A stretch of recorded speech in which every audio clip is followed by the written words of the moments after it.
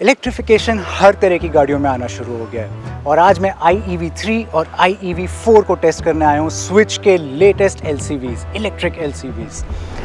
इस वीडियो में हम अशोक लीलैंड के इस टेस्टिंग ट्रैक पे इन दोनों गाड़ियों को टेस्ट भी करेंगे और मैं आपको एक कॉस्ट कंपैरिजन भी दूंगा इलेक्ट्रिक व्हीकल्स में और साथ ही में इन्हीं की तरह के डीजल व्हीकल्स के बीच में।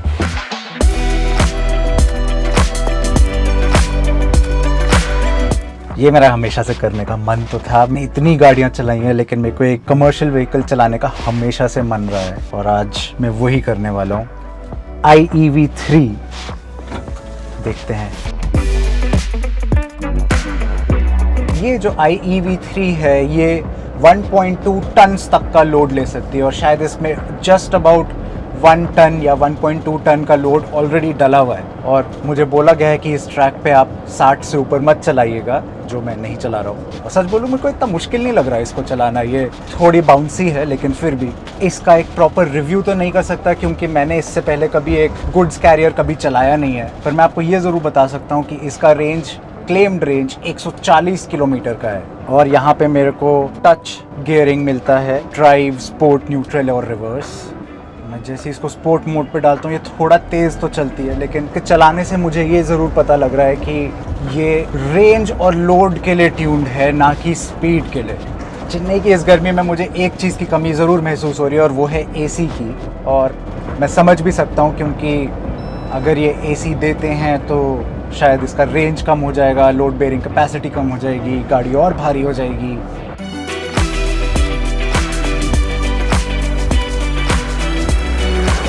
ये कमर्शियल व्हीकल चलाना इतना मुश्किल नहीं था। इसका मतलब इन लोगों ने इस पे बहुत काम किया है, इसमें इलेक्ट्रिक पावर स्टीयरिंग है। पर हाँ, कंपनी आपको साथ में आपके ड्राइवर के लिए ट्रेनिंग भी प्रोवाइड करती है कि इसमें से सबसे ज़्यादा रेंज किस तरह एक्सट्रैक्ट किया जाए। अब बारी है iEV4 की।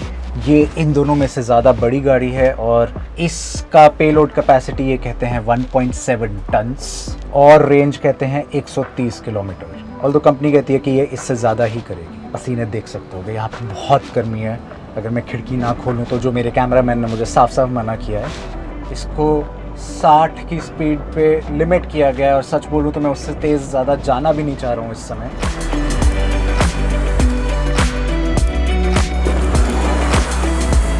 ये भी 10 से 80% के चार्जिंग को करीब 55 मिनट में कंप्लीट कर सकती है फास्ट चार्जर के थ्रू। और साथ ही साथ अगर आप 32 एम्पेयर का चार्जर यूज़ कर रहे हैं तो ये चार्ज होगी करीब 4 घंटे में, और अगर आप 16 एम्पेयर का चार्जर यूज़ कर रहे हैं तो ये करीब चार्ज हो जाएगी 8 करीब घंटे में।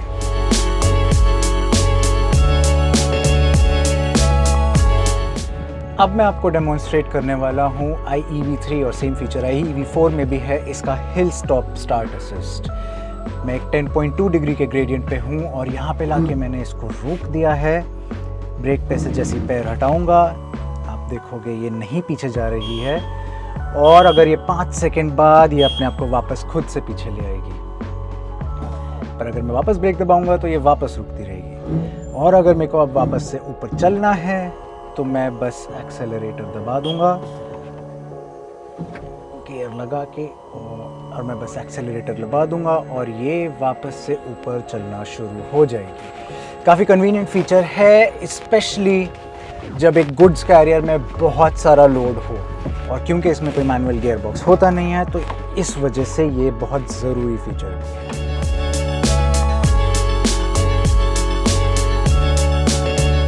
अब मैं एक ट्रैक पे आया हूँ जहाँ पे मैं इसके मैन्यूवरेबिलिटी के बारे में बात करने वाला हूँ। स्विच ने स्पेशली बोला है कि इसकी मैन्यूवरेबिलिटी काफ़ी आसान है, और सच बोलूँ तो ये इलेक्ट्रिक पावर स्टीयरिंग बाकी गुड्स कैरियर में नहीं होता है, ये तो मेरे को पता ही नहीं था। इसका टर्निंग रेडियस सच में काफ़ी छोटा है, सच में काफ़ी छोटा है, क्योंकि मेरे को मेहनत नहीं करनी पड़ रही है जितनी मैंने सोची थी। बहुत आसानी से ये लेफ़्ट राइट कहीं पे भी मैं इसके लेके जा सकता हूँ।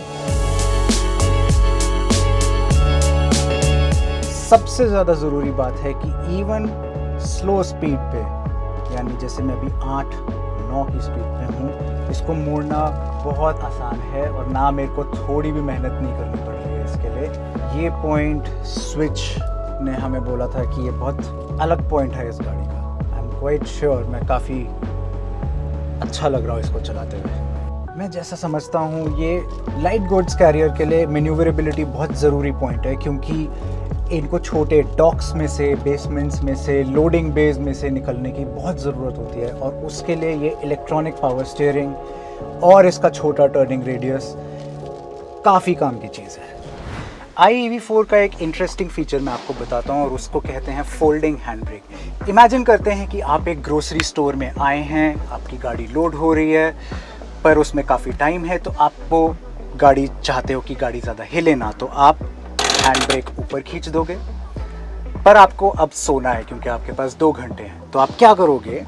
फोल्डिंग हैंड ब्रेक के तहत इसको खींचोगे और आप इसको नीचे कर दोगे। हैंड ब्रेक अभी भी लगा रहेगा, पर आप अब इस पे सो सकते हो। और अगर आपको हैंड ब्रेक डिसएंगेज करना है तो इसको वापस पर खींच के दबा के नीचे कर दोगे और हैंड ब्रेक डिसएंगेज हो जाएगा।